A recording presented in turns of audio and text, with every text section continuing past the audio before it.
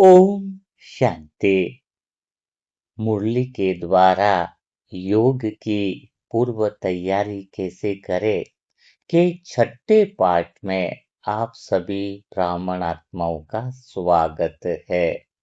तो आज भगवान के महावाक्य है, एक बाप से ही प्रीत लगानी है, पुरानी दुनिया में बुद्धि नहीं लगानी है।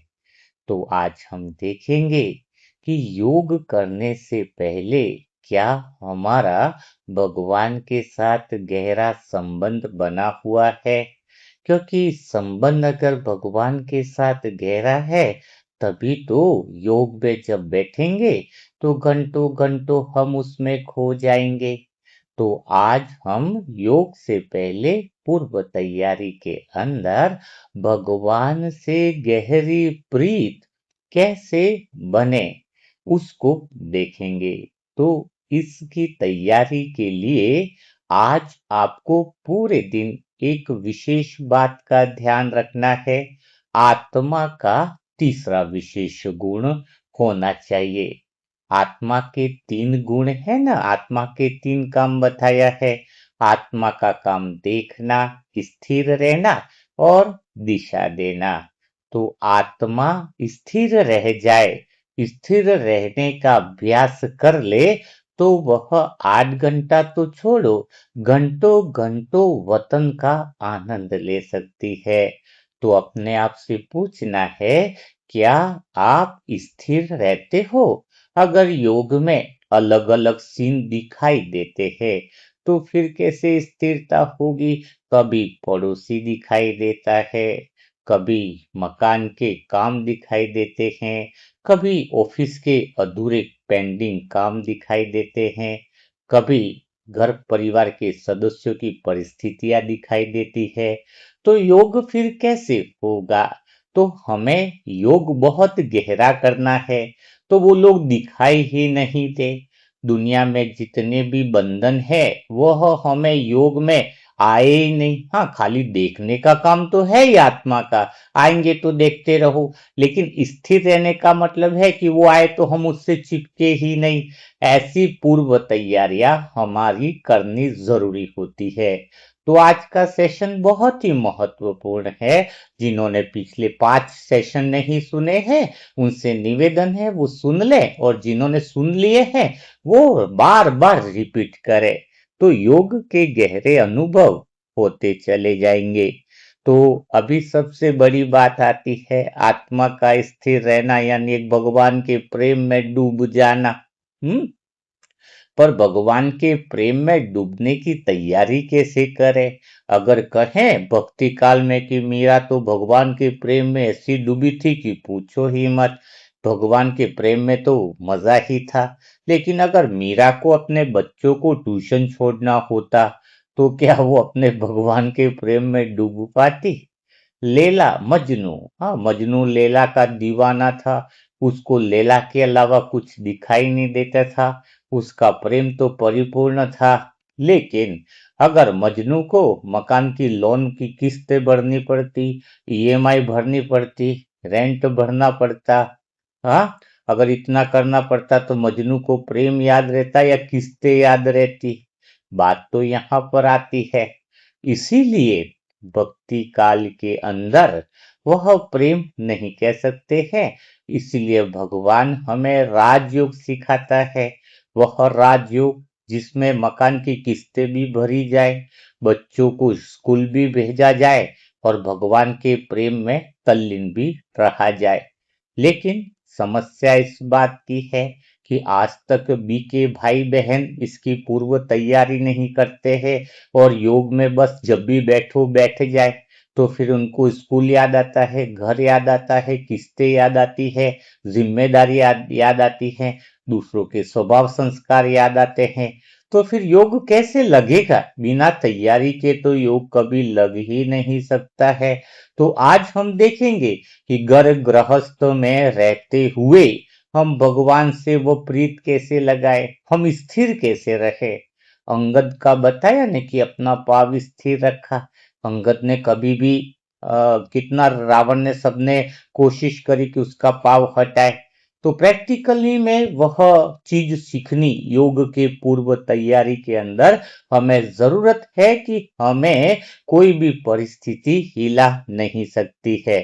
तो डायरी पेन जरूर रखा करें ताकि आपसे कोई पॉइंट मिस न हो। तो आप हिलते क्यों हो, आप अस्थिर क्यों होते हो, इसका कारण नोट किया जाए। इसका कारण थोड़ा मैं स्ट्रिक्टली बोलूंगा आप लोगों को, है ना। स्ट्रिक्टली बोलना जरूरी है, कड़े शब्द इस्तेमाल करना जरूरी है, समय कम है। ठीक है, तो एक लाइन लिखो, अहंकार को छोड़कर ये लाइन लिखो, वरना छोड़ दो ये ज्ञान को, क्योंकि जल्दी से जल्दी भगवान तुम्हें बदलना चाह रहा है। कि पुरुषार्थ में तैयारी होनी चाहिए, स्थिरता की तो कौन सी गलती कर रहे हैं। तो सबसे पहली लाइन लिखो कि मुझे ज्ञान बिल्कुल समझ में नहीं आया है। दो ऑप्शन लिखो, अगर तुम 8 घंटा शांति से बैठ जाते हो तो लाइन क्या लिखो, मुझे ज्ञान समझ में आ गया है और मुझे यह वीडियो या सेशन सुनने की जरूरत नहीं है, और उठ के बंद कर दो ये वीडियो। ठीक है, अपने अगर आप बड़े योगी हो तो फिर आपको जरूरत ही नहीं है ना ये सेशन सुनने की। लेकिन ईमानदारी से अगर अपना प्रश्न पूछ रहे हो अपने आप से कि मैं 8 घंटा योग करने में, या फिर मैं आत्मा विपरीत परिस्थितियों में हिल जाती हूं, स्थिर नहीं रह पाती हूं, तो मुझे यह लाइन लिखनी होगी, तभी हम आगे के रहस्य को खुल पाएंगे। जब तक तुम्हारा अहंकार नहीं झुकेगा, ज्ञान समझ में नहीं आएगा। तो पहली लाइन लिख लो, मुझे कुछ भी नहीं समझ में आता है, मुझे ज्ञान समझ में बिल्कुल नहीं आया है। हाँ, क्या लिखोगे, मुझे ज्ञान बिल्कुल समझ में नहीं आया है, भगवान मेरे पर कृपा करो, कृपा बरसाओ और सत्य सत्य ज्ञान की बारिश कर दो, और मुझे तुझसे मिलन हो जाए, जैसे मीरा अपने श्याम में डूबी थी, मजनू अपने लैला में डूबा था। श्याम, हाँ हाँ, ऐसी राधा बन जाए कि अपने श्याम में डूब जाए, ऐसी सीता बन जाए कि बस राम ही याद आए, ऐसी कृपा बरसाओ। तो पहली लाइन ये लिखो कि मुझे ज्ञान समझ में नहीं आया है। ठीक बात है। तो अब हम शुरुआत करते हैं ज्ञान को समझने की। कौन सी चीज आपको समझ नहीं आई है जिसकी वजह से भगवान के प्रेम में डूब नहीं पाए हो। तो पहली लाइन, दूसरी लाइन लिखो, कौन सी बात तुम्हें समझ में नहीं आई है। तुम्हें एक बात समझ में नहीं आई है, ये तो लाइन लिखवाई कि ज्ञान समझ में नहीं आया है, लेकिन कौन सा ज्ञान, कौन सी ऐसी लाइन है जो तुम्हें समझ में नहीं आई है, वो आपको लिखनी है।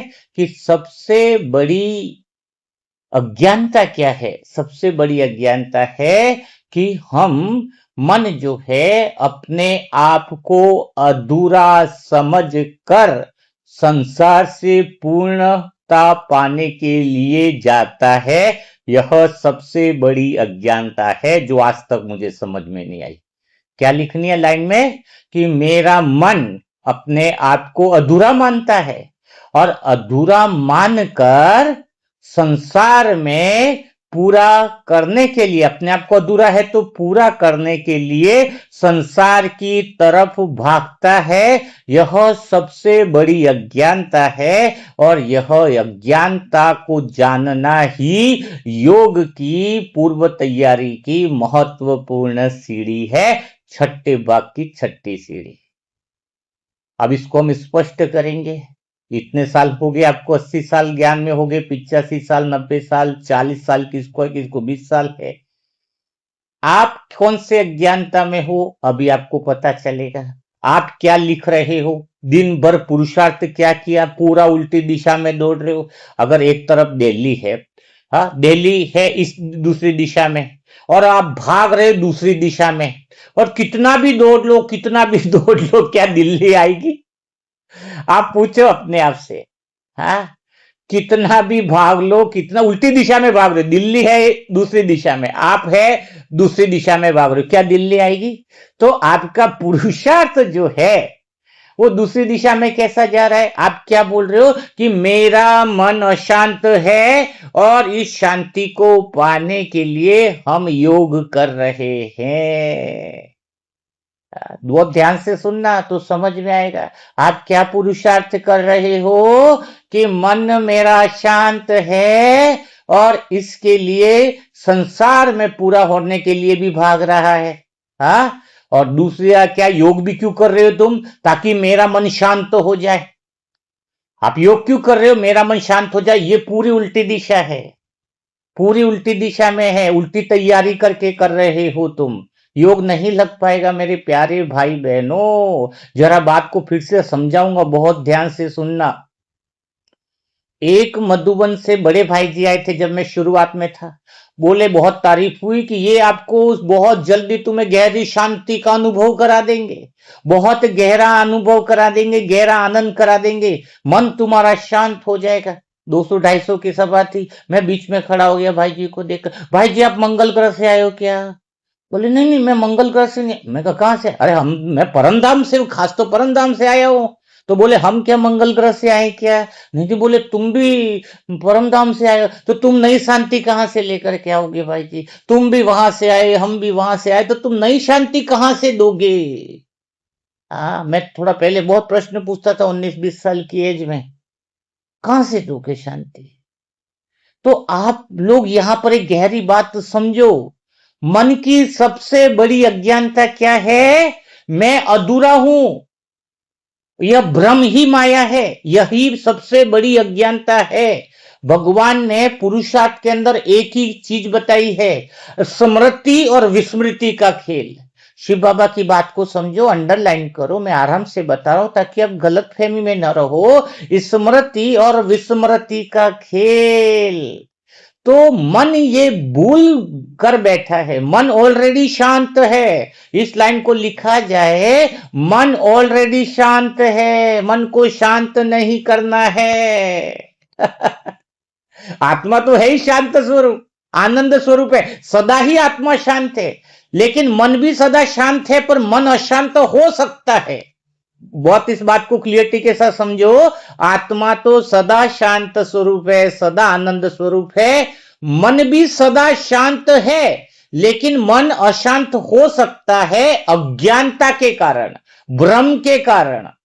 तो मन शांत ही है, लेकिन वो शरीर समझ लेने के कारण दुनिया में अपने आप को अधूरा मान लेता है और वो संसार में भागता है कि मैं पूरा हो जाऊं। समझ में आई कुछ बात? कोई योग आके हमें बड़े भाई बहन सिखा रहे मैं तुम्हें गहरी शांति का अनुभव कराऊंगा। तो देखो, हम तो खुली बात बताएंगे, कहने वाला भी मूर्ख कि मैं तुम्हें शांति का अनुभव कराऊंगा, शांति लेने वाला भी मूर्ख, और तीसरा सुनने वाला भी मूर्ख। तीनों मूर्ख है, दिल्ली अलग है, दिशा अलग पकड़ रहे। कैसे मूर्ख है? थोड़े कड़े शब्द लेने पड़ेंगे ना, समय नाजुक बचा हुआ है। भगवान की भावनाएं तुम जल्दी। सबसे पहले तो शांति देने वाला मूर्ख क्यों है? क्योंकि सामने वाले को ये समझना चाहिए उसका मन ऑलरेडी शांति में ही है, खाली यह भ्रम पाल करके बैठा है कि मैं अशांत हूं। कुछ समझ में आई बात? मन क्या मान करके बैठा है? मैं अशांत हूं, और अशांत हूं वो क्यों मान करके बैठा है?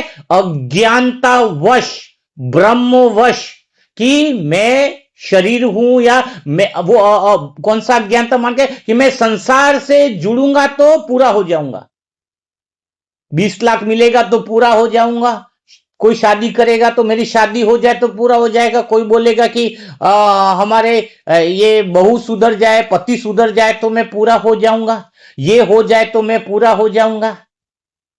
ये मन का भ्रम है, सबसे बड़ी अज्ञानता है। लिखो डायरी में, सबसे बड़ी अज्ञानता है कि मेरा मन ऑलरेडी पूर्ण है, मेरा मन ऑलरेडी शांत है, लेकिन मन जो है अपने आप को अधूरा समझकर संसार से पूरा होने की इच्छा रखना, संसार से मिलकर मैं पूरा हो जाऊंगा, वह कामना रखना ही सबसे बड़ी अज्ञानता है, और सबसे बड़ी विस्मृति का खेल यही है।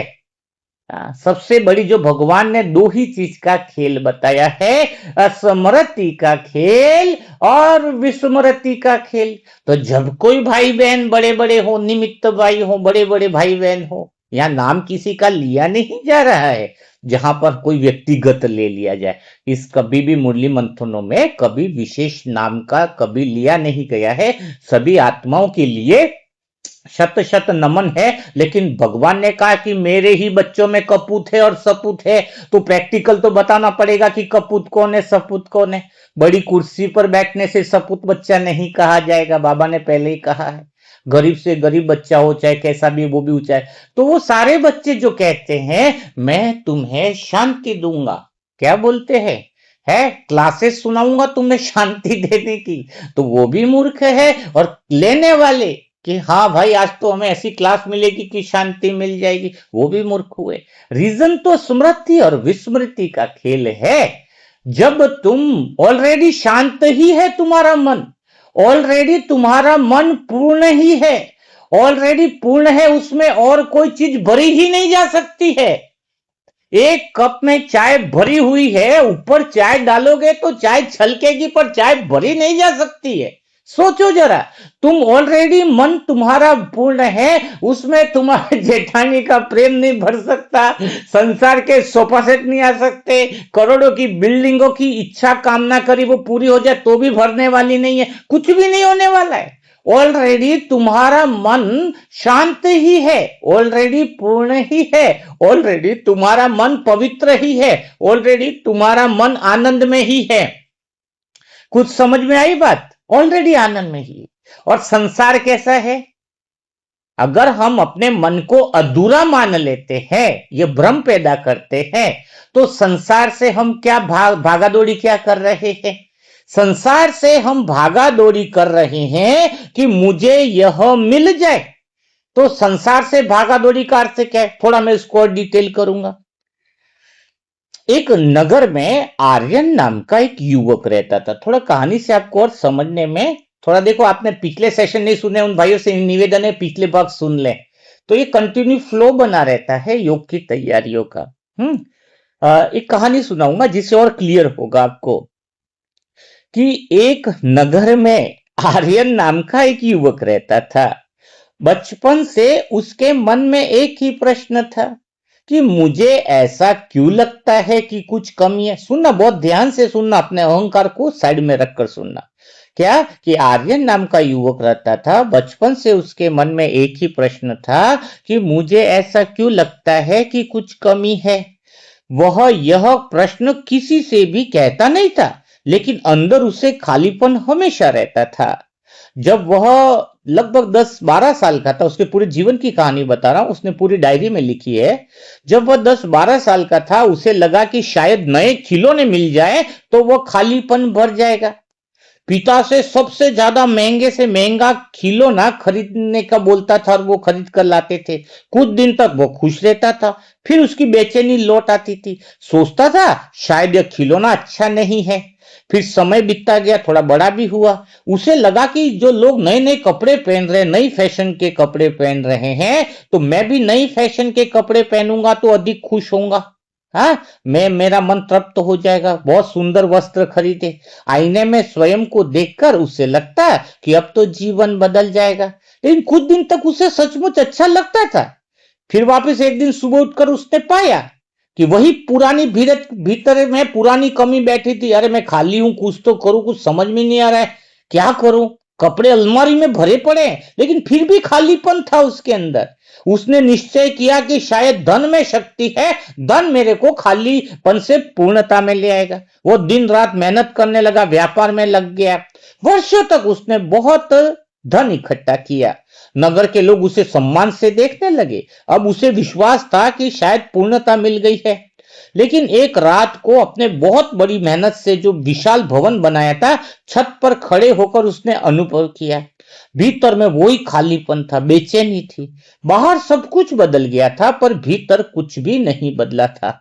उसने सोचा शायद प्रेम में वह चीज हो जिसे मैं खोज रहा हूं। उसने विवाह भी कर लिया, परिवार बना लिया, बच्चे हो गए, कुछ सालों तक जीवन में व्यस्तता आई। लेकिन एक दिन जब वह अकेला बैठा तब अचानक उसने फिर से महसूस किया वही पुराना प्रश्न फिर उसके सामने, क्या बस इतना ही है? उसके बाल सफेद हो गए थे, वह सम्मानित था, धनी था, परिवार वाला था, लेकिन भीतर में खालीपन की कुछ तो बाकी है, कुछ तो बाकी है, कुछ तो करना है।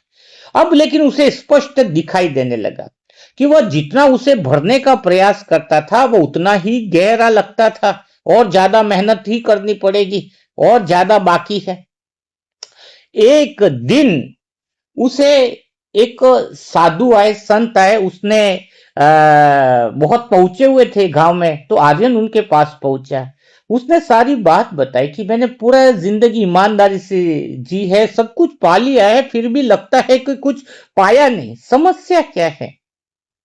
तो साधु मुस्कुराए और उसे कुएं के पास लेकर के गए, और कुएं के पास ले जाकर के बोला कि एक बाल्टी कुएं में से पानी निकालो। हाँ, तो वो कुएं में बाल्टी डाली और पानी भरकर बाहर निकाला। फिर बोला कि इस पानी को वापस कुएं में डाल दो। आर्यन बोला, यह आप क्या कह रहे हो? बोले, पानी डाल दो। फिर बाल्टी पानी का था, वो कुएं में वापस डाल दिया। बोले, पानी कुएं का बढ़ गया क्या? नहीं, 1000 बार भी यह काम करेंगे तो बढ़ जाएगा क्या? नहीं बढ़ेगा। तब उसे सच्ची बात समझ में आई। अर्थात कहने का भाव क्या है, जब मन अपने आप के इस भ्रम में आ जाता है कि संसार की इच्छाएं, संसार की कामनाएं मुझे पूरी कर लेंगी, तो वो भागता है। लेकिन संसार के कुएं के पानी से एक बाल्टी निकाल के कुएं में ही वापस डाल रहे हो तुम। जैसे कोई 20 लाख ले आया, 25 लाख ले आया, घर में लाया, अब थोड़े टाइम बाद वो क्या करता है, लाया संसार से, संसार, और वो क्या करता है, अरे अब इसको इधर इन्वेस्टमेंट कर देता हूं, जमीन में, बिल्डिंग में। हाँ, लाया कुएं में से, संसार से लाया, संसार में डाल दिया। हाँ, अब फिर वापिस वो जमीन कब बिकेगी, रेट आ रही है कि नहीं आ रही, उसमें लगा पड़ा है। फिर जमीन बिकेगी तो फिर पैसा लाया, फिर इसमें डाल दिया। हाँ, तो संसार में ये भ्रम बना रह रहा है कि संसार से तुम निकाल रहे हो, वो संसार तुम्हें कहां से पूरा करेगा? जो संसार का है वो तो संसार में ही मिलेगा, किरदार निभा रहा है। कोई बेटा है तो तुम्हें तो दुनिया में आने के बाद संसार से बेटा मिला, मेरे पास संसार में वो बेटा आ गया, मेरा ही बन के रहे। नहीं नहीं, बेटे का कर्म का हिसाब किताब है, तो संसार को वो संसार के पीछे भागेगा, कहीं और किसी से मिल जाएगा, कहीं दिल्ली जाएगा, कहीं कैलकाटा जाएगा, उसका हिसाब किताब है। वो संसार में वापस मिलने के लिए कुएं में बाल्टी पानी निकाला, वो कुएं में जाने के लिए तैयार बैठा हुआ है। तो वो तो मिलेगा ही ना संसार में, अपना पार्ट और किरदार मिला। आप बोलो बाल्टी पानी निकाला, मेरे पास रही नहीं, वो कुएं का पानी कुएं में मिल रहा है, और कोई न बढ़ेगा न कुछ नहीं होने वाला है। तो संसार की चीजें लेकर के तुम कौन सा बड़ा भ्रम पैदा कर रहे हो? इससे तो तुम्हारी परेशानी के अलावा कुछ मिल ही नहीं रहा है। तो सबसे बड़ी पुरुषार्थ, सबसे बड़ी आज भगवान हमें तैयारी करा रहा है भगवान से प्रीत निभाने की, सच्चा ज्ञान समझने की। तो सच्चा ज्ञान क्या है? लाइन बहुत ही समझ में आनी चाहिए। मेरे पुरुषार्थ का आधार बड़ा आनंदित रहता है। आप कहते हो कर्म करते हुए कर्म योग से दूर रहना, तो दिन भर में हम हैं, लेकिन इस भावना से है ना कि मन क्या है, मेरा ऑलरेडी पूर्ण ही है, संसार की कोई चीज न तो खोती है न मिलती है, ये बहुत बड़ा भ्रम है। खोएगी क्या, मिल भी गया 50 लाख तो जाएगा संसार में ही ना। तुम अपने साथ क्या शरीर से चिपका के चलोगे? बताओ जरा। संसार के कामों में थोड़ी देर बैठोगे, कुछ न कुछ सामान ले आओगे, थोड़ी देर रहोगे, कुछ न कुछ प्लानिंग कर दोगे। संसार का आया, संसार के कुएं में वापस मिल जाएगा, न तो किसी का बड़ा है न किसी का घटा है। ये तो सब अपने भ्रम में रह रहे। तुम दो मकान बना करके खुश हो जाओगे, मैंने ये 2 मकान बनाए। अरे जो तुम्हारे इधर परदादा की पीढ़ी थी वो तो जमींदार थे, तुम खाली शहर में बड़ा प्लॉट ले लो, बोले मैं खुश हो गया। तुम्हारे परदादा के पास इतनी बड़ी जमीनें थी तो भी संतुष्ट नहीं हुए, तुम 2 कमरों का मकान लेके कहां संतुष्ट हो जाओगे? हाँ, तो यह सबसे बड़ा भ्रम। देखो फिर से, माया क्या है इस बात को समझना जरूरी है, इसके बिना योग नहीं लग सकता है। तुम्हारा सबसे बड़ा भ्रम यही है कि मेरा मन अधूरा है, जबकि सत्य क्या है? जो मन आत्मा के साथ जुड़ा हुआ हो, जो आत्मा का हिस्सा हो, आत्मा का कर्मचारी हो, जो ऐसे राजा का कर्मचारी हो, वो भिखारी कैसे हो सकता है? मन को आत्मा से कुछ लेना भी नहीं है, बिना लिए ऑलरेडी मन शांति है। ये भी गलत फहमी मत पालो कि मैं बहुत गहरी शांति में हूं, आत्मा से जुड़ गए। जुड़ना नहीं है, जुड़ने से शांत नहीं हुए, स्मृति आने से शांत हुए। स्मृति और विस्मृति का खेल है। भगवान की बात को समझो, याद आ जाए कि तुम अधूरे नहीं हो। तुम और सारे पुरुषार्थ किस बात के हो रहे हैं? उल्टी दिशा में। इसके मन को शांति दे दो। तुम कहते हो मेरे पति को शांति दे दो, बड़ा उछलते हैं। मेरा बच्चा बड़ा उछलता है, शांति दे दो। एक तो तुम उसे जो शांति देना चाहते हो तुम भी मूर्ख हो, वो शांति लेना चाहता है वो भी मूर्ख है, और अगर हम तुम्हारे दोनों की बातें सुन रहे तो हम भी मूर्ख हैं। बताओ कैसे? थोड़ी शब्द आपको लेने पड़ेंगे। मूर्खता के तो काम कर रहे हैं। मूर्खता क्यों कहते हैं? मूल बात को नहीं समझे वो मूर्ख इंसान है। मूर्ख क्यों शब्द इस्तेमाल किया गया है? इस भी है जो मूल बात के रास्ते पर न चले, मूर्खता। मूल रास्ते पे न चल करके पाप का खाता बनाए, वो हुआ मूर्खता। तो हम मूल रास्ता ही तो भटक गए ना। सारे ज्ञान का आधार क्या है? हम अपने मन को शांति देने के पीछे भाग रहे, जबकि मन तो शांति है। मन पूर्ण ही है। तो मन पूर्ण ही है। अगर तुम्हारा मन, अच्छा सतयुग में कहा मन को शांति देनी पड़ रही है? सतयुग त्रेता युग में ऑलरेडी मन कहीं भी क्यों नहीं जा रहा है? बताओ। क्योंकि मन अपने आप को अधूरा मान ही नहीं रहा है। जो संसार के किसी भी चीज के प्रति आकर्षित ही नहीं हो रहा है। वहां भी तो सुंदर सुंदर स्त्रियां नारियां होगी, वहां पे विकार क्यों नहीं आएगा? कभी सोचना तो चाहिए ना, इंसान को सोचना चाहिए। यह चिंतन ही तो है ज्ञान का कि यहां पर विकार आ रहे, वहां पर क्यों नहीं आ रहे। तो एक बात का फर्क है, दुनिया का फर्क नहीं है। दुनिया का फर्क नहीं है। वहां पर इस बात की समझ ऑलरेडी है कि मन जो है वो ऑलरेडी पूर्ण है, और यहां पर इस बात की समझ नहीं है कलयुग में कि मेरा मन ऑलरेडी शांत है, उसे शांति पानी है। इस बात की अज्ञानता है, और इसके लिए पूरी विधि आप कर रहा है। यूट्यूब के अलग अलग वीडियो देखेगा, ये भाई बता देगा मुझे शांति कैसे मिलेगी। वो जो यूट्यूब पे वीडियो चला रहा है बड़े बड़े, वो भी मूल बात को भूल कर, रास्ता भटक कर पाप का खाता बना रहे, खुद समझ नहीं पा रहे। बताओ। यहां पर तो गहरी बात खुलती है। थोड़ा इसको और एक स्टोरी पहले भी कई बार करी है, लेकिन रिवाइज कर देता हूं। एक बहुत बड़ी होटल है एकदम, वहां डिस्कशन चल रही है।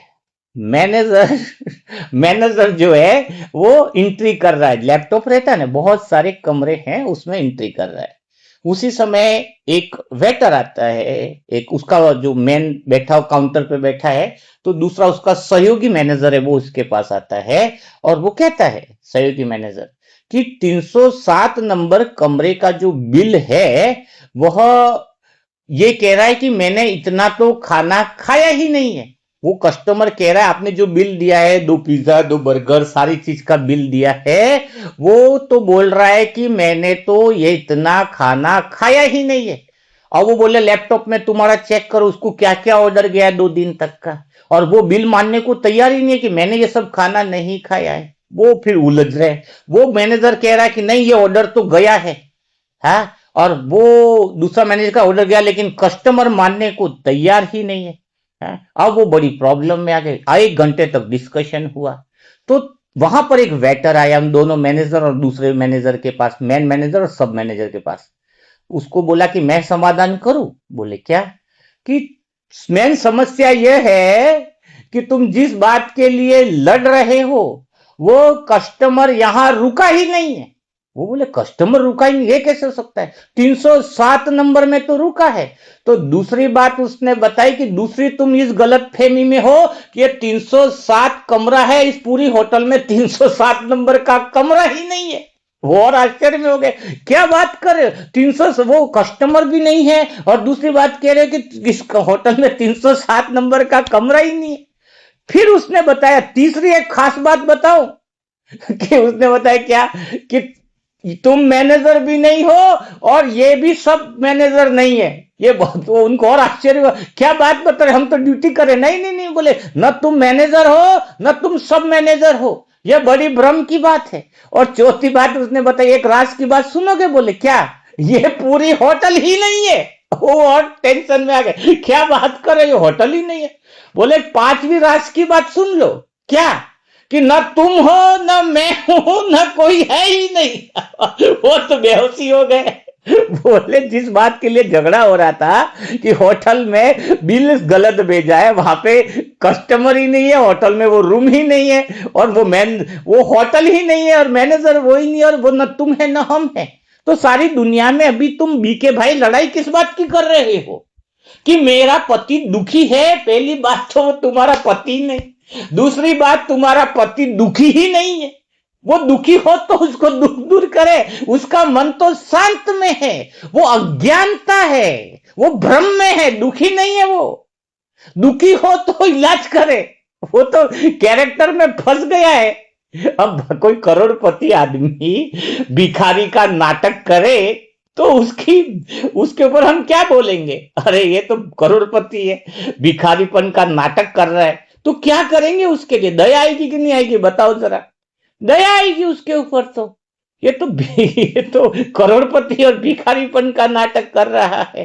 तो सबसे बड़ी बात क्या है? तुम कहते हो, उदाहरण दिया, मेरा पति पत्नी झगड़ालू है, तो सबसे बड़ी बात तो ये है कि तुम्हारी पत्नी झगड़ालू है, पर पहली बात तो वो पत्नी नहीं है, दूसरी बात वो पत्नी झगड़ालू नहीं है, और तीसरी बात यह भ्रम है कि तुम उसे शांति देने वाले हो। ये तीसरी बात भी भ्रम है, तुम उसे शांति नहीं दे सकते। चौथी बात ये, जो तुम्हारे तीनों की बातें सुन रहा है वो भी वो नहीं है जो सुन के बैठा है, क्योंकि वो ओरिजिनल में खुद को भूला करके बैठा है ना, जो छोटा जिसको तुम हिस्ट्री सुना रहे हो। तो न तुम हो, न वो है, न वो है, सब भूल करके माया का जाल भ्रम एक पैदा कर लिया है। क्यों? क्योंकि सबका मन ऑलरेडी शांत है, तो पत्नी झगड़ालू या दुखी है, उसको शांति कैसे दे? वो खुद भ्रम में बैठी है, और हम उसके भ्रम को और सच मान करके बैठे हैं। वो भी मूर्ख हो रहे, हम भी मूर्ख हो रहे, क्योंकि मूर्ख यानी मूल बात के रास्ते को भूल करके पाप का खाता बनाना। हाँ, मूर्खता। हाँ, मूल बात के रास्ते को भूल कर खाता पाप का खाता बनाना। अब बताओ, दिल्ली इधर है, रास्ता अलग पकड़ा हुआ है, तो योग कैसे लगेगा? हाँ, योग में बोल रहे भगवान मेरे मन को शांति दे दो, भगवान देखकर मुस्कुराएगा। तुम्हारी बातें भगवान ऐसी नहीं सुनेगा, सुनेगा तो फिर वो भी उस श्रेणी में आ जाएगा, वो मुस्कुराएगा खाली। हाँ, कोई हमारे सामने भी आता है कि हमें शांति दे दो भाई जी, कुछ तो करो, डिप्रेशन हो रहा है। ये भ्रम हमें दूर करना है। गुरु वो नहीं जो उससे कुछ सीखा है, गुरु वो हुआ जो उसके अंदर के गुरु को जगा दे।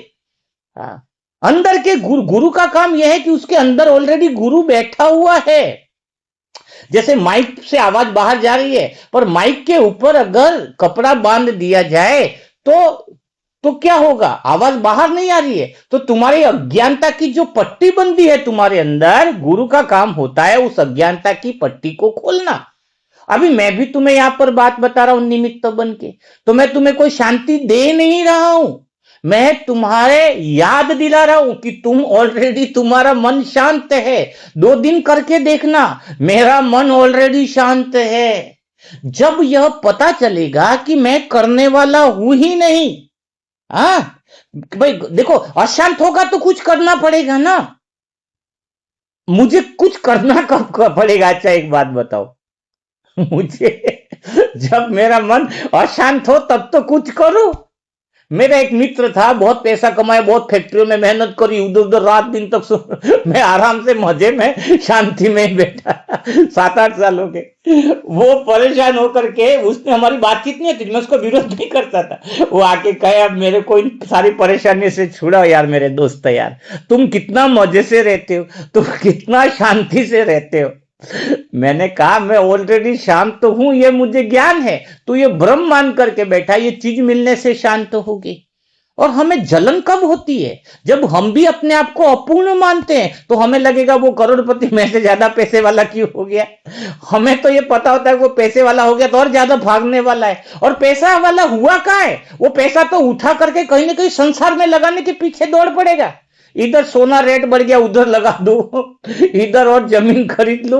वो पैसा आने से पहले सब वो बाल्टी खींचिए कुएं से वापिस, वो बाल्टी कुएं में डालने के लिए लालच थे। उसके बाद कोई स्कीम तो लेकर के जाए कि यहाँ पर ये कमाई होने वाली है, यहाँ पर ये कमाई होने वाली है। वो तो बाल्टी लेके बैठा है संसार के कुएं में, जहां से पानी निकाला है वही डालने के लिए। तो उसके पास क्या है? खाली खाना ही तो खा रहा है। गरीब भी खाना खा रहा है, अमीर भी खाना खा रहा है। हाँ, सोने की थाली, तो सोने की थाली को तो चाटने से रहा ना, वो खाना ही तो खा रहा है वो, क्या और कुछ कर रहा है? इसलिए हमारा मन दूसरी तरफ नहीं जाता है, क्योंकि मन में ये ज्ञान हो जाए कि मैं ऑलरेडी क्या हूं, ऑलरेडी पूर्ण हूं। और इसमें इतने बड़े इस बात को बड़ा करने की जरूरत क्या है?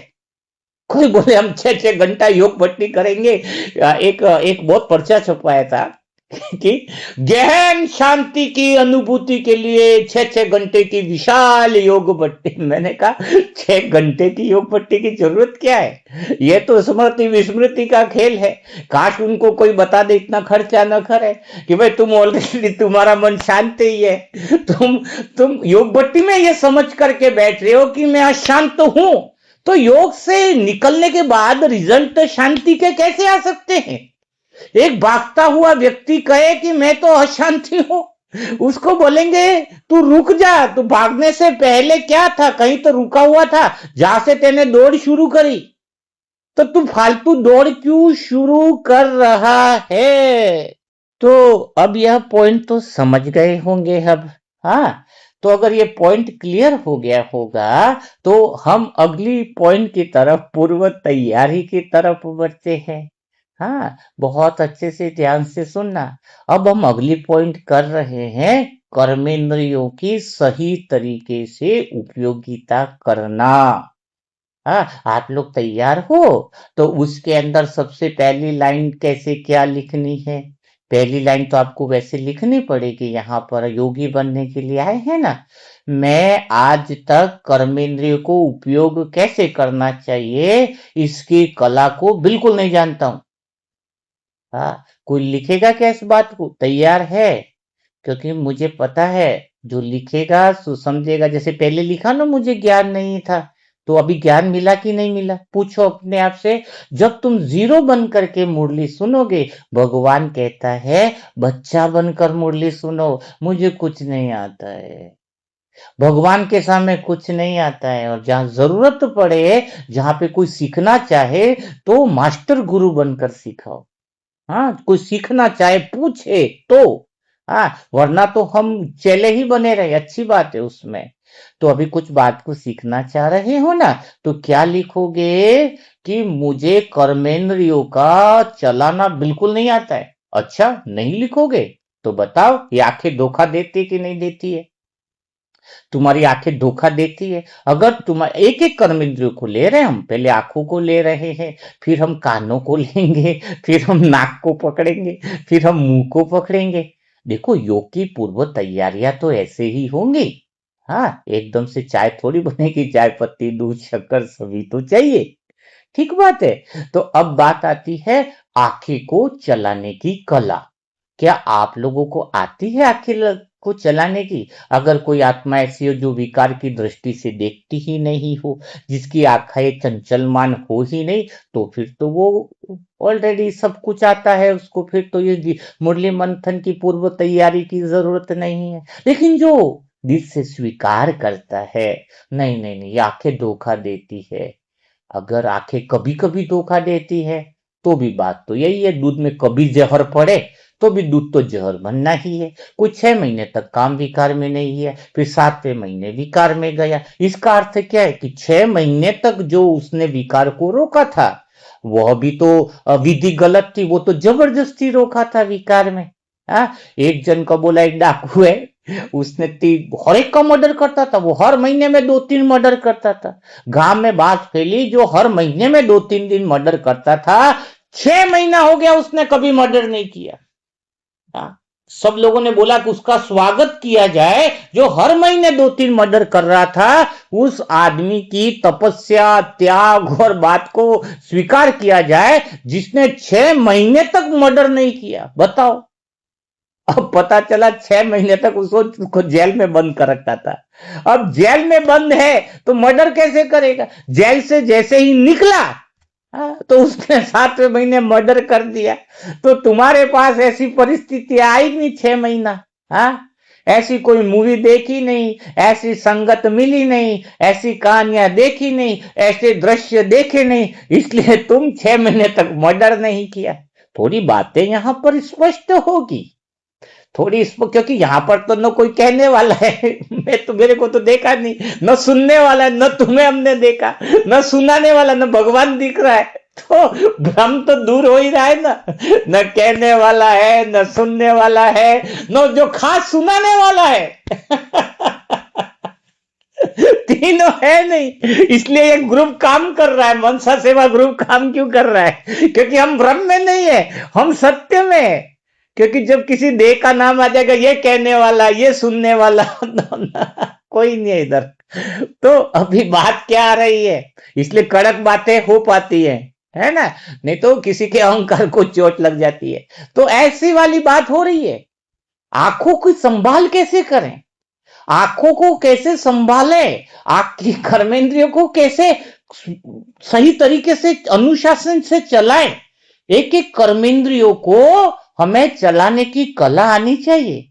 तो अभी हम सीखेंगे आंखों को कैसे चलाया जाए। मैं आत्मा आपको बार बार क्यों ऐसा लिखवाती हूं कि मुझे कुछ नहीं आता है, मुझे समझना बाकी है, ऐसा लिखना जरूरी है। हाँ, ऐसी बातें क्यों लिखवाता हूं? क्योंकि क्या होता है, एक भाई वायलिन सीखने के लिए गया। वायलिन समझते हो, जो सीखने का आता है, ये एक वाद्य यंत्र होता है। तो वहां पर गया तो वहां पे एक व्यक्ति पहले बैठा हुआ था। तो उन दोनों ने पूछा कि फीस कितने की है? तो पहले वाले ने बोला कि मैं 3 महीना सीखा हुआ हूं। और एक दूसरे उसने गुरु ने पूछा तुमने क्या किया है? उसने बोला मैं 0 से हूं, मैंने कुछ सीखा नहीं है। तो अब बोला कि फीस कितनी लगेगी? तो पहले वाला जो 3 महीना जो सीखा हुआ है, उसको बोला कि तुझे जो है वो 80,000 रुपया लगेगी। और जो 0 जिसने कुछ भी नहीं सीखा है, उसको बोला कि तेरे को खाली 40,000 रुपया लगेगी। तो वो एकदम गुस्से में आ गया। उसने बोला 3 महीने वाले कि मैं तो 3 महीना ऑलरेडी वायलिन सीखा हुआ हूं। तो 3 महीना वायलिन सीखा हुआ तो मेरा फीस तो कैसा होना चाहिए? मेरा आधा होना चाहिए 40,000। और तुम ना उसको 40,000 दे रहे हो, मेरे को 80,000 ले रहे हो। गुरुजी ऐसा कैसे? ये तो पार्शिटी है। तो गुरु ने कहा तेरे पीछे मेहनत ज्यादा लगेगी, क्योंकि तूने जो गलत सीखा है उसको मुझे बुलाने में तेरे पीछे मेहनत लगेगी। और ये तो 0 से है, इसको तो मैं आसानी से सिखा लूंगा। इसलिए उन बच्चों के पीछे मेहनत ज्यादा लगती है। जो कहते ना कुछ ना सीखे तो अच्छा है, लेकिन कुछ गलत सीख लिया गया है तो उसको सुधार करने में बड़ा मेहनत लगती है। तो यहां पर कई बीके भाई बहुत अहंकार लेकर के बैठे रहते हैं, हमें सब कुछ आता है, योग आता है, हमें ज्ञान आता है, आता नील बटा सन्नाटा है। देखो, सत्य बात तो करनी पड़ेगी, क्योंकि ये तो भगवान बोल रहा है, मैं नहीं बोल रहा हूं, ईश्वर की वाणी है, ईश्वर के वाक्य आपके बोल रहा हूं। तो जब अपने अच्छा, अगर उनको सब आता है तो वो फिर दिखना चाहिए ना परिवर्तन, आसपास की आत्माओं में वो चेतना का स्तर तो दिखे। छुप कैसे सकता है? एक गुब्बारे में अगर हवा भरी हुई हो तो वो तो दिखेगा ना। किताब के अंदर अगर गुब्बारा रखा है तो नहीं दिखेगा, लेकिन फूला हुआ गुब्बारा जिसके अंदर चेतना का स्तर ऊंचा है, जिसमें गुणों की समझ है, ज्ञान की समझ है, वो तो छिप ही नहीं सकता है। तो यह अहंकार, तो वो अहंकार को मिटाने में ज्यादा समय लगता है। इसलिए निवेदन करते हैं कि जो भी आत्मा इस मुरली मंथन को सुनती है, इस ज्ञान को सुनती है, अपने आप को बच्चा समझे कि भाई मुझे आंखों को चलाना नहीं आता है। क्योंकि स्वीकार भाव, पहले की बात कौन सी सिखाई थी आपको? पुरुषार्थ की, कल परसों की। अगर स्वीकार भाव है तो तुम योगी बन गए। अभी भी तुम स्वीकार नहीं करोगे कि भाई नहीं हमको तो आता है आंखें कैसे चलाने, अभी ज्ञान भी हमें स्पष्ट, अभी ज्ञान अज्ञानता क्या समझ में आए ना, तो कम से कम इस मुरली मंथन के सुनने के समय यह स्वीकार भाव रखा जाए। आज भी हम स्वीकार भाव रखते हैं बड़ी निमित्त आत्माओं के आगे, दीदियों के आगे, जो हमारे बहुत बड़े निमित्त है, जिनसे मेरी चेतना का स्तर बढ़ता है। निमित्त मना कौन? जिनके संगत से मेरे मन की स्थिति ऊंची होती है, वो निमित्त आत्मा। तो उनके लिए आज हम भी नमन करके बातों को सुनते हैं, उनके पास ऐसे बैठते हैं कि हमें कुछ नहीं आता है। तो आपके अंदर एक स्वीकार भाव पैदा किया जाए कि मुझे नहीं आता है आंखों को चलाना। हाँ, तो आंखों को चलाए कैसे? तो चलो, आंखों को कैसे चलाया जाता है उसको हम सीखते हैं। तो आपकी सीखने का मतलब क्या है? एक ऐसी विधि हो जो 6 महीने बाद मर्डर करने पर मजबूर ना हो जाए, 6 महीने में जेल से बंद नहीं किया जाए, 6 महीने के अंदर वो आत्मा मुक्त होकर के खुले रूप से काम विकार और दूसरे विकारों से आई। मैं काम विकार का ज्यादा इसलिए लेता हूं क्योंकि वो बड़ा विकार आप लोग मानते हो, तो वही दूर हो जाएगा, तो तुम्हें समझ में आ जाएगा कि क्या है लफड़ा, कैसे उसको आसानी से क्लियर किया जाए। बहुत आसान है, मुश्किल कुछ भी नहीं है, खाली जीरो बन जाओ। हाँ, खाली मन का जो है बी यानी बहुरूपिया का जो रूप है उसको चेंज कर दो, मन का जो टीचर का रूप है वो भी बंद कर दो, सिखाने का ज्यादा मन करता है उसकी बजाय सीखने की तमन्ना बढ़िया रखो। हाँ, तो बहुत अच्छा परिवर्तन आएगा। तो चलो हम बात करते हैं आंखों की। आंखों की बात करते हैं तो बहुत सुंदर से अच्छा लगने लगेगा आपको। उसको भी कहानी से समझते हैं तो बहुत अच्छा रहेगा, बहुत बढ़िया लगेगा।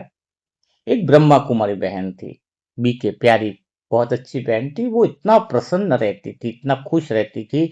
उसको एक सेंटर दिया था, और सेंटर भी उसने बड़ी मेहनत करी थी उसको अच्छा रखने में। दूसरा कोई आया तो थोड़ा सा सहयोग भी देने लगे, क्योंकि वो प्यार और शांति के साथ उस सेंटर को हैंडल करती थी। बहुत खुश थी, भगवान की याद करती थी, और उसको अपने सेंटर जो था उससे भी बहुत बड़ा प्यार था। बहुत अच्छा था, जो आते थे उनको प्रेम और सम्मान के साथ रखती थी। उसका योग भी बहुत अच्छा लगता था। एक दिन एक दीदी ने बोला कि आज दूसरी जगह वहां पर एक बहुत बढ़िया फंक्शन है और सेवाएं भी हैं, तो हमें 6 दिन के लिए उस सेंटर पर जाना होगा। वो नई बहन थी, इतने दूसरे सेंटर तो उसने देखे नहीं थे। तो वो बहन भी उनके साथ गई। अब जब दूसरे सेंटर पे गई, वहां 6 दिन रही, तो वह सेंटर को देख करके वो उसकी तो आंखें चौकाचंद हो गई। अरे कितना बड़ा सेंटर है, यहाँ तो कितनी अच्छी प्रदर्शनियां लगी है, यहाँ पर तो बैठने का कक्ष कितना बढ़िया है, अरे यहाँ पर तो हॉल कितना बढ़िया है, भगवान का इतना बढ़िया मेडिटेशन रूम है, इतना अच्छा है। सच में, अरे जो भोजन करते हैं उसका तो कक्ष ही कुछ अलग है, सोने का बैठक के लिए सभी नयों का अलग, ये अलग वो अलग। बोले कितना सुंदर है ये। बस, अब वो 6 दिन तो गई, वापिस आई। अब उसके यही बातें दिमाग में थोड़े कि ये सेंटर बड़ा सेंटर कब बना है। जैसे ही हॉल में बैठे योग में मेडिटेशन करने वो बहन बैठे, बोले ये हॉल बड़ा कैसे बन जाए। ये हॉल बड़ा कैसे बन जाए। डाइनिंग हॉल में, किचन में खाना खाए तो बोले ये बहुत छोटा, वो कितना बड़ा था। जब भी कोई साथ में बात वही करे कि वो वहां पे सेंटर में क्या बड़ा था। इसके बाद धीरे धीरे ये हुआ कि वो सेंटर तो शहर के मेन कोने में था, हमारा तो गली नुक्कड़ में है। अब वो इतनी उदास रहने लग गई, इतनी डिप्रेशन में रहने लग गई, इतनी परेशानी में रहने लग गई। 1-2 महीना हुआ, 3 में तो बड़ी दीदी को लगा कि ये पहले जैसी नहीं रही है, ये चिड़चिड़ापन हो गया इस बहन में, दुखी हो गई है, परेशान हो गई है। तो उसे बुलाया और बात करी कि क्या कारण है। तो उसने फिर वो सारी बात रख दी, दीदी मेरा छोटा सेंटर है, मेरा ये है वो है। तो उसने उसको समझाया, पिछले कितने 7-8 साल हो गए तू कितनी प्रसन्नता से रहती थी, इसका कारण बताओ। गली मोहल्ले वाले सब तुम्हें प्रेम करते थे, तुम भी उनसे प्रेम से रहती थी। तब तक तुम्हें अपने सेंटर से कितना प्यार था, तुम मुझे बार बार कहती थी कितना भगवान ने मुझे बहुत अच्छा सेंटर दिया है। लेकिन गलती कहाँ हुई, तुम्हें 6 दिन के लिए दूसरे सेंटर पर लेकर के गए, और वो बड़ा सेंटर आंखों में दिखाई दिया तुम्हारा।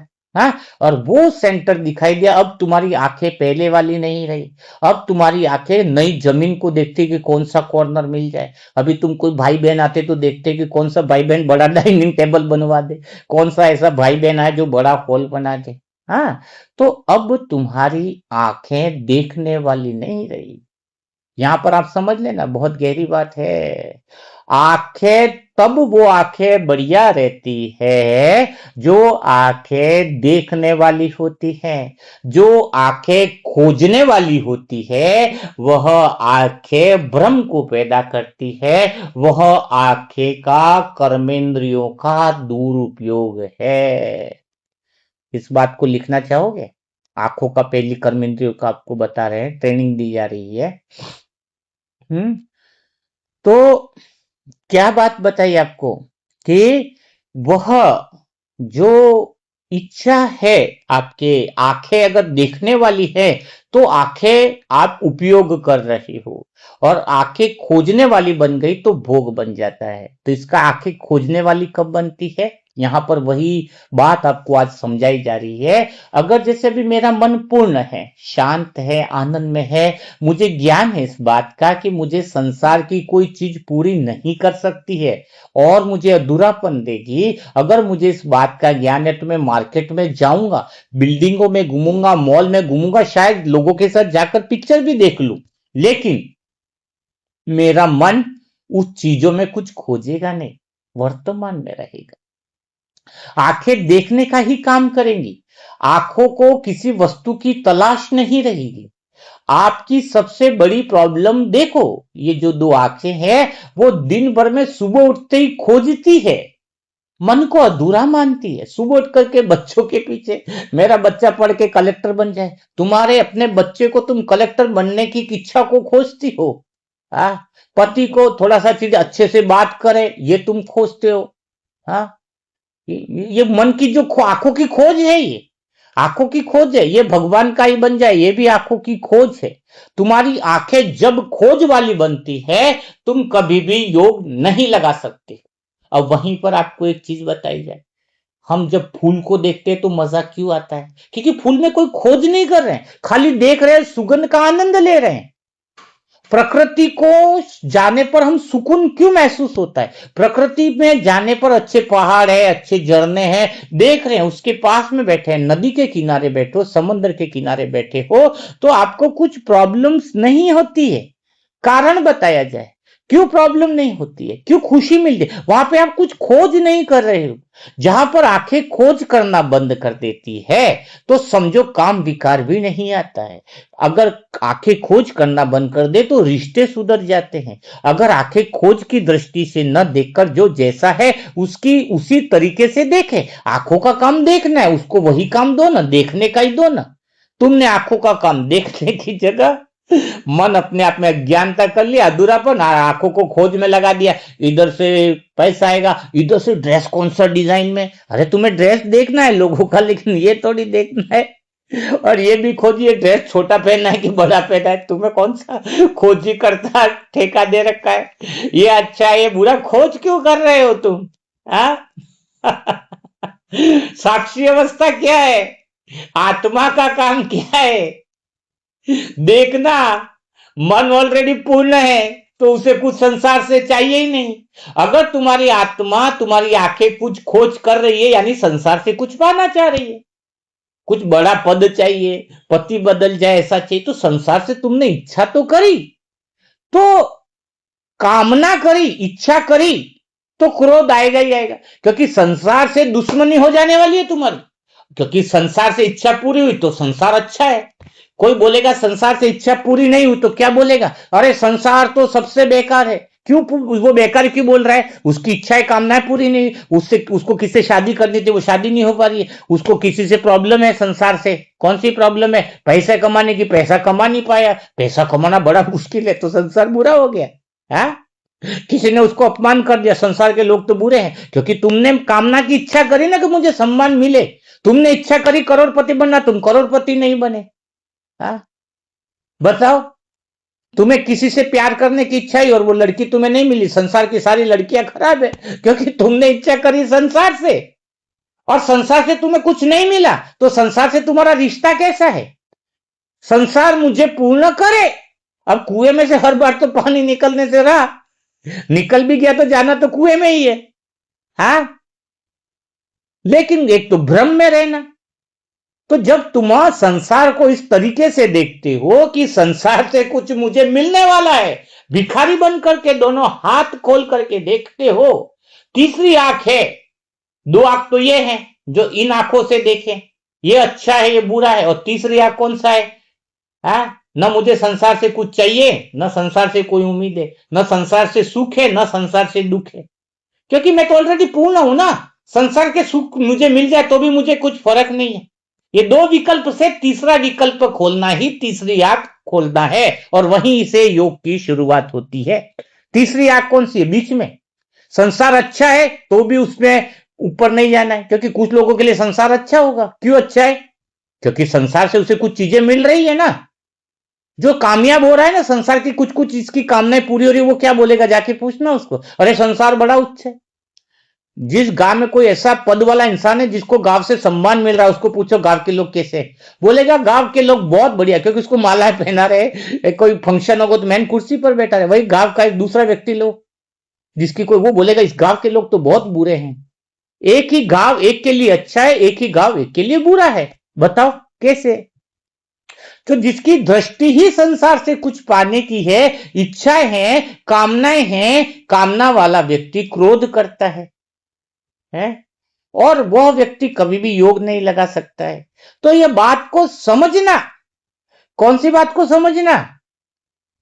कि दो आंखों से अलावा आंखों का काम पहला है देखना, और दूसरा काम है मैं इन आंखों से कुछ खोज तो नहीं रहा हूं। जब आप बिना खोज वाली दृष्टि से, मेरा मन ऑलरेडी शांत है, मेरा मन ऑलरेडी आनंद में है, उस दृष्टि के केंद्र से जब तुम देखते हो तो सारा संसार आपके चरणों में आ जाता है। यह भी बात बहुत राज की बात है, यह भी बहुत बड़ी राज की बात है, गहरी राज की बात है। तुम संसार से, शरीर ठीक था, क्योंकि शरीर अपनी, उसकी जो मूल कोशिकाएं हैं वो प्रकृति की ऐसी बनी है जो देने के लिए बनी है। संसार में राजा महाराजा, राजा तो खड़े रहते, टाइटल है आत्मा राजा। द्वापर युग से तो हमने दोनों हाथ फैला दिए संसार के सामने, हम तो मांगने वाले, संसार हमें प्रेम दे दो। कोई तो ऐसे इंसान मिलो जो हमारी इज्जत करे, कोई तो ऐसे मिले जो हमें सम्मान दे, कोई ऐसा तो धन पुरुष मिले जो हमें सहयोग करे। मांगते मांगते कमर दुख गई, जो मांगेगा वो कैसा होगा? शरीर में, हाथ में दर्द भी हो जाएंगे ना, बार बार मांग रहे ना, दोनों हाथ जो मांगता रहेगा कि बोले ये दे दो वो दे दो, फिर हाथों में दर्द भी हो जाएगा ना। हाथों में दर्द भी हो जाएगा ना। एक बहन सोच रही हो कि भाई जी मुझे तो नहीं कह रहे, नाम नहीं बोलूंगे, आपको नहीं कह रहे बहन। ये तो सारे संसार की बातें चल रही है। अब कुछ चाहिए चाहिए करके बोलेंगे, दिमाग की टेंशन हो रही है, क्योंकि संसार की इच्छा करी नहीं मिली तो फिर दिमाग में टेंशन, तो दिमाग की नस को प्रॉब्लम होता है। उसमें भी एक बहन सोच रही होंगी कि मुझे तो नहीं बोल रहे भाई जी, अरे आपको भी नहीं बोल रहे बहन। इशारा काफी होता है अपने इधर, क्योंकि कुछ कुछ बहनों को ये दिक्कत है ना, पर ऐसी बहुत सारी बहनों को हो सकती है। मैं बता रहा हूं आपको कि जब इच्छाएं हैं संसार से तो दिमाग में प्रॉब्लम है। आपको एक राज की बात बताऊं, यह दुनिया मेंटल हॉस्पिटल बनने वाली है। यह मेरे तो महावाक्य नहीं है, ये तो भगवान के महावाक्य। तो मेंटल हॉस्पिटल का अर्थ क्या है? मन में पूर्णतया अज्ञानता का उदय होना, पूर्णतया भ्रम का उदय होना। हर एक इंसान एक बहुत बड़े भ्रम में हो जाएगा, और सारे लोग संसार से कुछ पाने के लिए निचोड़ेंगे, और संसार से नहीं मिलेगा तो एक दूसरे के दुश्मन होंगे कि नहीं? बताओ बताओ। आपने कार चाहिए, आप तो जिंदगी भर परेशान हुए नहीं, और पड़ोसी की कार आएगी, दुश्मनी हुई कि नहीं? तो संसार से क्या होना चाहिए हमारा रिश्ता? योग के लिए दोस्ती का भी नहीं, दोस्ती भी बड़ी खतरनाक है। दोनों आंख से ऊपर, ना दोस्ती ना दुश्मनी। दोस्ती है तो क्या होगा? एक से दोस्ती करी तो एक से ज्यादा प्यार करोगे, और दूसरे 9 से कम प्यार करोगे। यही तो है, विचारों में मोह आया, कामना करी, फिर मोह आया, और मोह आएगा तो क्रोध आएगा। एक से बड़ा रिश्ता क्यों है तुम्हारा अच्छा? क्योंकि उससे कुछ मिल रहा है। जब तुम संसार से इच्छा कर रहे हो, संसार की इच्छा की कामना कर रहे हो, जबकि तुम्हें उससे कुछ पूरा नहीं होने वाला है, लेकिन फिर भी संसार से कुछ धन आ रहा है, किससे सम्मान आ रहा है, तुम्हारा उसके साथ चिपकाव ज्यादा है, तो एक के साथ अच्छा तो बाकी के साथ दुश्मनी है तुम्हारी। यही हुआ ना, बाकी लोगों को तुमने रिजेक्ट कर दिया। सेंटर में मुरली सुन रहे हो, हमेशा एक ही बहन के साथ घर जा रहे हो, तो एक के साथ ज्यादा प्यार है, बाकी सबको बाय बाय टाटा। यही हुआ फिर तो। इक्वल होना चाहिए ना, ना किसी से दोस्ती, ना किसी से बैर। मेरा जगत से कोई रिश्ता कैसा होना चाहिए? सिर्फ देखने का होना चाहिए, प्यार देने का, प्रेम देने का। मैं पूर्ण ही हूं, मुझे किसी से कुछ भी नहीं चाहिए, किसी के मैं करीब नहीं हूं, ना मैं किसी से दूर हूं, ना मैं किसी से करीब हूं, ना मैं किसी से दूर हूं। जब मन अंतर्मन की तरफ यानी आत्मा की तरफ यात्रा करता है तो निर्विकल्प होता जाता है, निर्बुद्धि होता जाता है। निर्विकल्प होता है, निर्बुद्धि होता है। निर्बुद्धि का अर्थ क्या है? संसार में फिर वो बुद्धि नहीं लगाता है, क्योंकि संसार में बुद्धि लगाने को कुछ शेष रहा ही नहीं। अभी बताओ, मैं संसार में क्या बुद्धि लगाऊं?